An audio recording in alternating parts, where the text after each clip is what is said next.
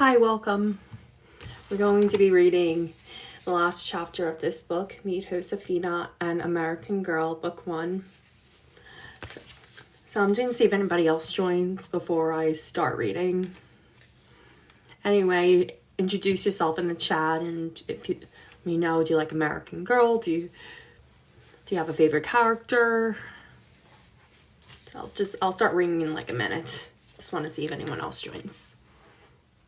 So yeah, this is the book I'm going to be reading from. Hi, welcome.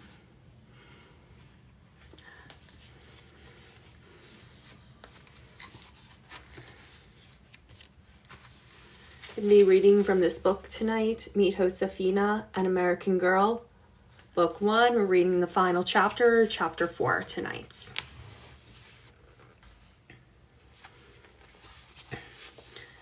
So I'll get started with that now and people can just join in. Right. Chapter 4. Josefina's Idea. Never had Josefina been more eager to begin a day. The next morning, she was up even earlier than usual. Quietly, so that she wouldn't waken Francesca or Clara, Josefina rolled up the sheepskins and blankets that were her bed. She dressed and slept outside. The moon hung low in the sky. It cast such a strong, pure light that everything was bathed in silver or shadow. Josefina went to the kitchen, early as it was. Carmen was already there grinding the corn for the morning meal. Her husband was starting the kitchen fire. Carmen nodded good morning to Josefina and handed her a water jar to fill up the stream, just as she did every morning. But this morning was different for Josefina. This was the morning of the day Tia Dolores was going to spend with her and her sisters. The huge front gate was closed, so Josefina stepped through the small door cut into the gate. She closed the door behind her and ran across the moon-washed ground to Abuelito's wagon. Standing on tiptoe, she looked in. There was the big crate with Tia Dolores' piano inside. Josefina poked her finger through a crack in the crate and touched the polished wood of the piano. She smiled when she remembered the pleasure its music had given her. Then she skipped down to the stream, thinking of the melody Tia Dolores had played. The tune stayed in her head as she did her early morning chores. She gathered eggs, singing it. She swept the courtyards, dancing to it. She piled wood next to the fireplaces in time to its rhythm. When the village church bell rang its call to prayers at 7 o'clock, it seemed to ring along with the tune. And when the family said morning prayers together in front of the small altar in the family sala, dedicating their day's work to God, their voices seemed to rise and fall just as the piano notes had. The music seemed to be everywhere Josefina went. Tia Dolores did too. Tia Dolores was interested in everything. At breakfast, she said, "I want to see as much of the rancho as I can today." So, after breakfast, Josefina led Tia Dolores through the orchard, past the cornfields, into the stream. They filled water jars and carried them up to water the kitchen garden. Then they picked some fat pumpkins for Tia Dolores to take home with her to Santa Fe the next day. "I am sure my mother has no pumpkins as big as these in her garden," said Tia Dolores. Wherever she went, Tia Dolores found something to praise. Josefina led Tia Dolores to the weaving room. There, Clara showed her the sheep wool she had carded, spun, and dyed. Tia Dolores admired the colors. "There are no colors finer than these in all of Mexico," she said. Tia Dolores was a good teacher. She showed Clara a faster way to knit the heel on a sock. She showed Francesca how to sew a patch over a hole, so that it hardly showed at all. Josefina was in the back courtyard, clearing away the dead stems of Florecitas had trampled when Tia Dolores joined her. I brought you some seeds to plant, she said to Josefina as she handed her a small packet. Gracias, said Josefina. I'll help you for a while. Then I promised Anna I would make bread with her, said Tia Dolores. She began to dig holes in the soil for the seeds. Anna has lots of responsibilities, doesn't she? Yes, agreed Josefina. It's hard for Anna. Mama ran the household so smoothly. But Anna doesn't always know what to do, and Mama is not here to teach her. Anna is young, said Tia Dolores as she covered some seeds with soil. It's a good thing she has you and Francesca and Clara to help her. Josefina nodded slowly. We try, she said, but sometimes... She stopped. Tia Dolores gave her a questioning look.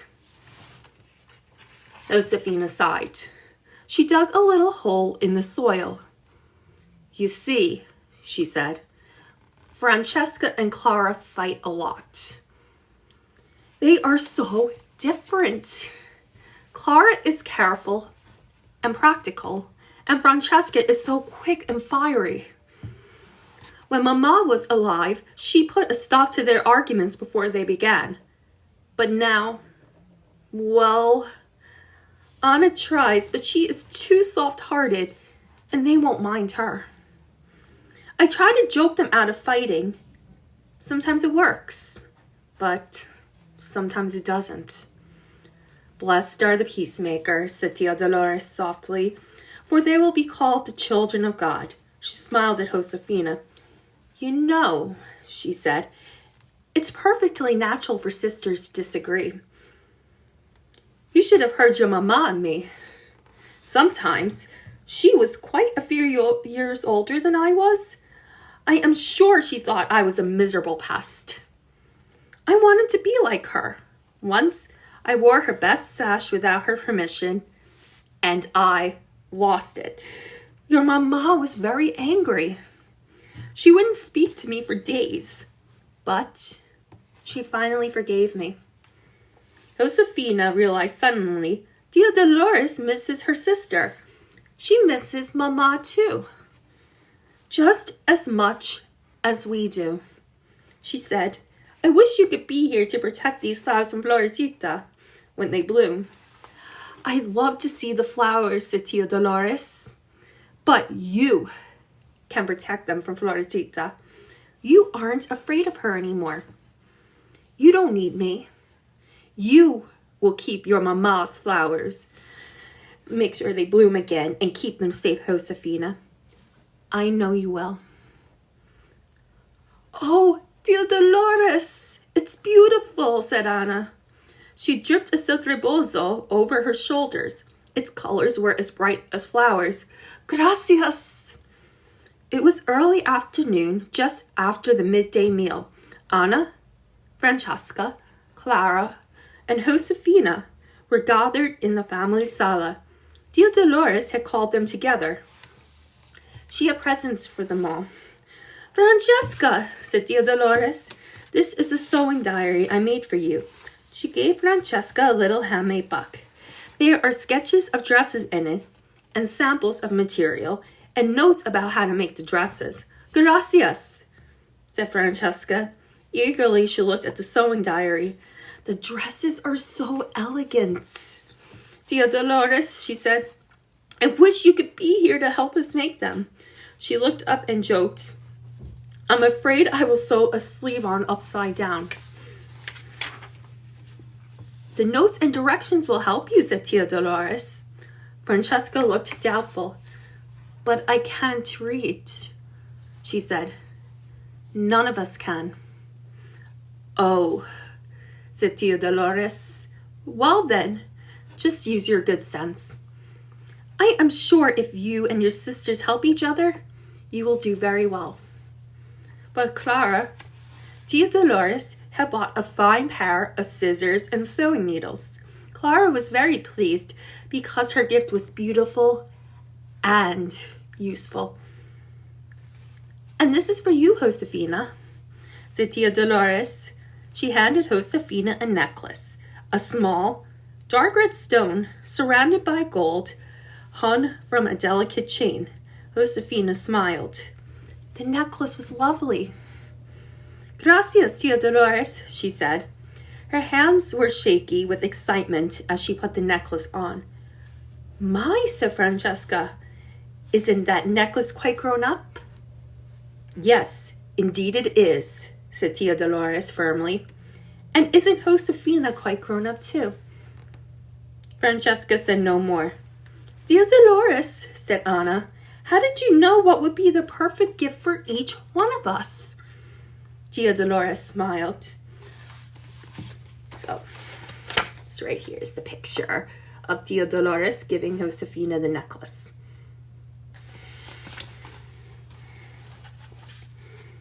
Tia Dolores smiled. "All the years I lived in Mexico City, I looked forward to the caravans coming," she said. "I knew Abuelito would bring the stories about all of you and your life here on the rancho. Sometimes he would bring a letter dictated by your mama.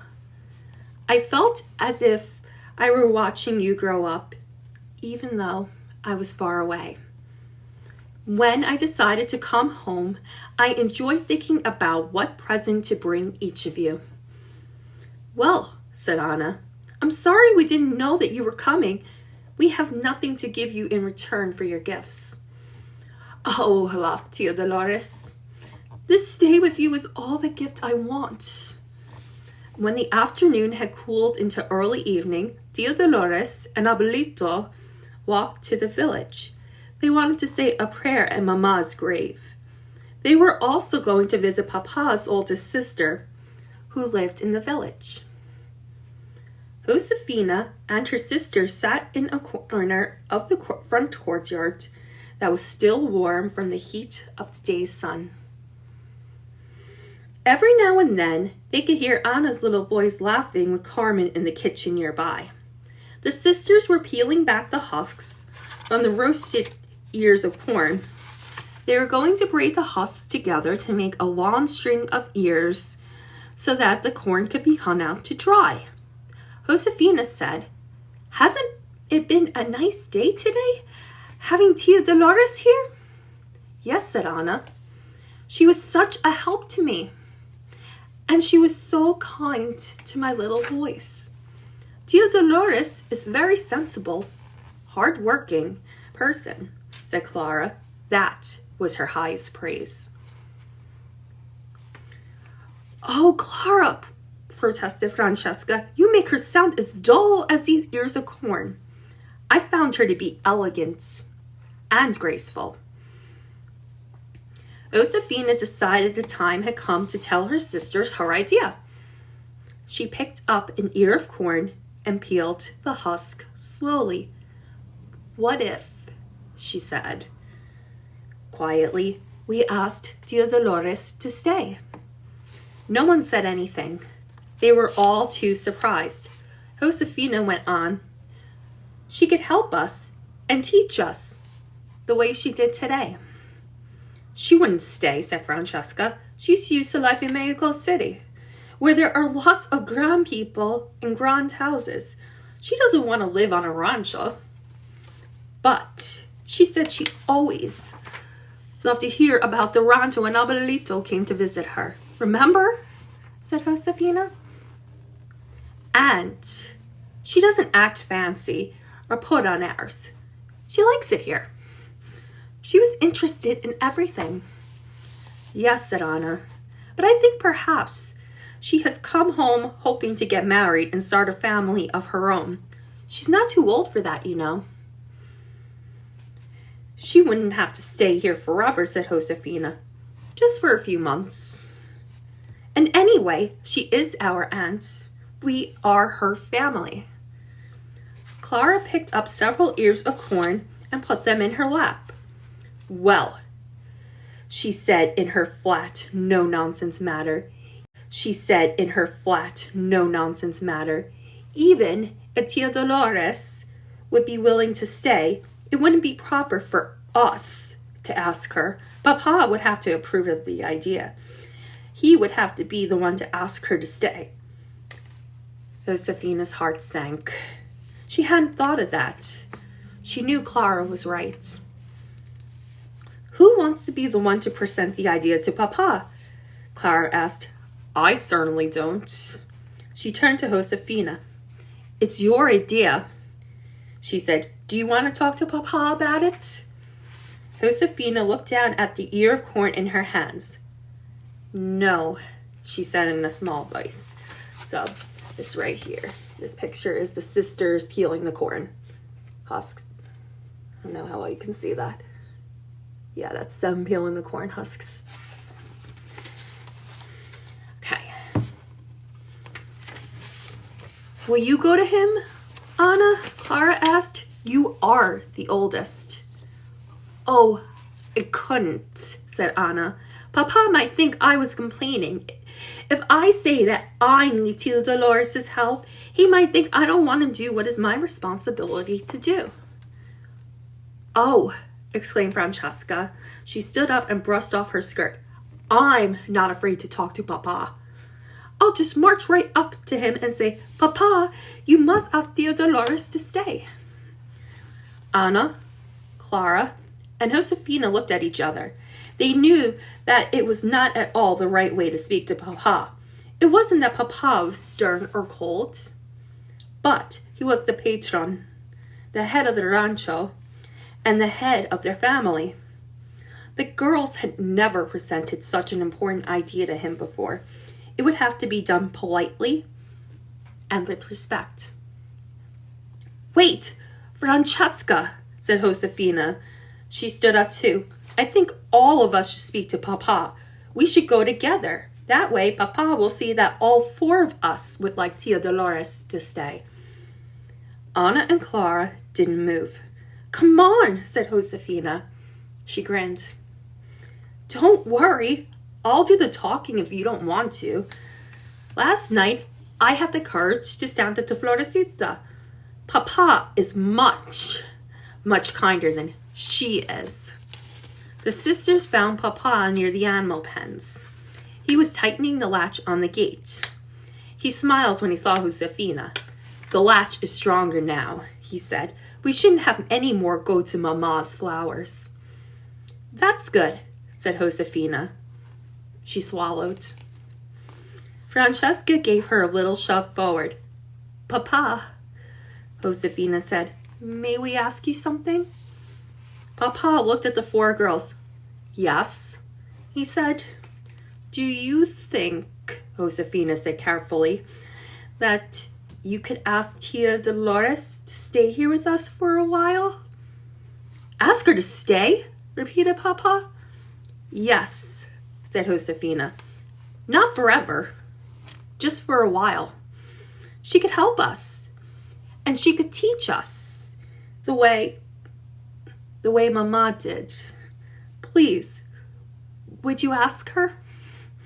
Josefina saw a look of sadness cross Papa's face. He turned away. I'll consider it, he said. But Papa, Francesca blurted, you must.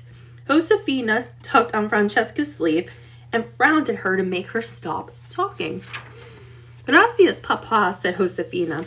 She hesitated and then added, we need Tia Dolores.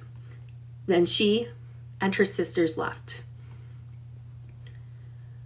What do you think Papa will do? Francesca whispered. She and Clara and Josefina were in their sleeping sala, getting ready for bed. Do you think he will speak to Tia Dolores? I don't know, said Josefina. I hope so. And if he does ask her, what do you think she will say? Francesca wondered aloud. Josefina sighed. I don't know, she said again. I think you're silly to wonder about it, Clara said. We'll find out tomorrow. Abuelito and the caravan will leave first thing in the morning. Tia Dolores will either leave with him or not. We'll just have to wait and see." "Oh, I hate waiting," said Francesca. The three sisters smiled at each other. They all hated to wait. On that, they certainly agreed. The next morning, they were up early. Even Francesca, who was usually slow getting dressed, was ready and waiting with Anna, Clara, and Josefina next to Abuelito's wagon. They watched the servants load Abuelito's small trunk onto the wagon. Then, with sinking hearts, the sisters saw Tia Dolores' trunk loaded onto the wagon as well. "Papa didn't ask her," Francesca groaned. "Or maybe he did, and she said no," said Anna. "She doesn't want to stay," Clara added. Josefina was so disappointed she couldn't talk. A lump rose in her throat when she heard Papa and Tia Dolores and Abuelito coming. Suddenly, Josefina didn't want to stand there by the wagon 1 second longer. She couldn't bear to kiss Tia Dolores and Abuelito goodbye. Without a murmur, she slipped away, back inside the house. She went into the Gran Sala because it was the only room that was sure to be empty. As she walked into the cool darkness of the Gran Sala, she remembered how it had looked the night of the fandango, full of life and music. Now, there was nothing but shadows. Just then, in a corner of the room, Josefina saw a large, dark shape. She caught her breath when she saw who it was. It was Tia Dolores' piano. Instantly, Josefina knew what that meant. Tia Dolores would never have left her piano unless... Josefina threw across the courtyard and out of the front gate so fast it seemed as if she had wings on her feet. Tia Dolores caught her in her arms. "There you are, Josefina," Tia Dolores said. "I wanted to say goodbye to you." Josefina pulled back and looked at Tia Dolores' face.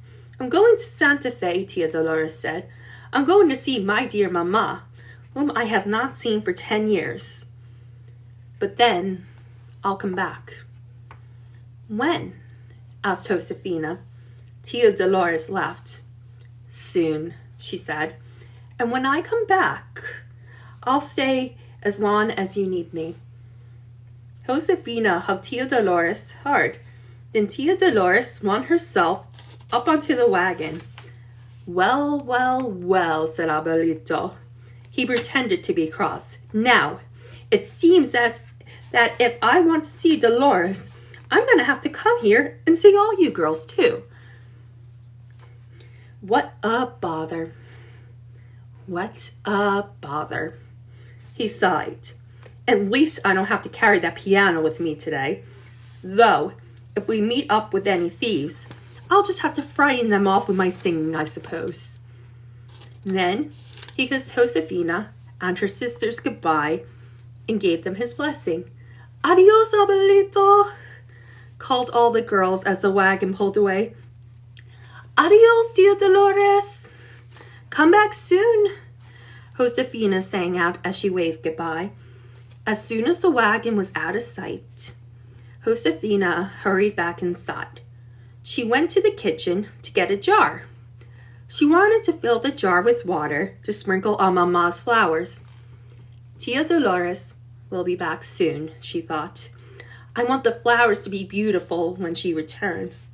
Josefina set off for the stream, whistling Tia Dolores' tune. So, it's the end of chapter 4. The book, they have right here a section called Looking Back 1824, A Peek into the Past. So, I think what this does, it just tells you a little bit about what it was like back then.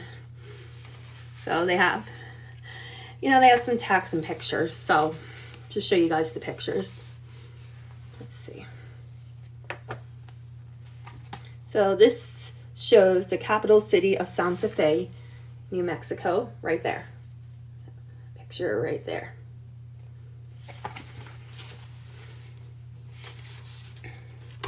And this it shows, it's not really Josefina's family. It's just a family in their gran sala, which is like a living room. Right there. So if you buy the book, they also give you information at the end of each book, like based on when the character, like this, with the historical character, like what the time period was like back then. And I forgot to show you guys this today at the beginning. I have my own mini Josefina doll. I got her from the American Girl website. So I have her here for all my readings. So that's the end of book 1. But I also have book 2 and book 3. So I like to read a chapter a night. So for my next live, I'll be reading book 2, chapter 1. And that should be either Friday or Saturday of next week.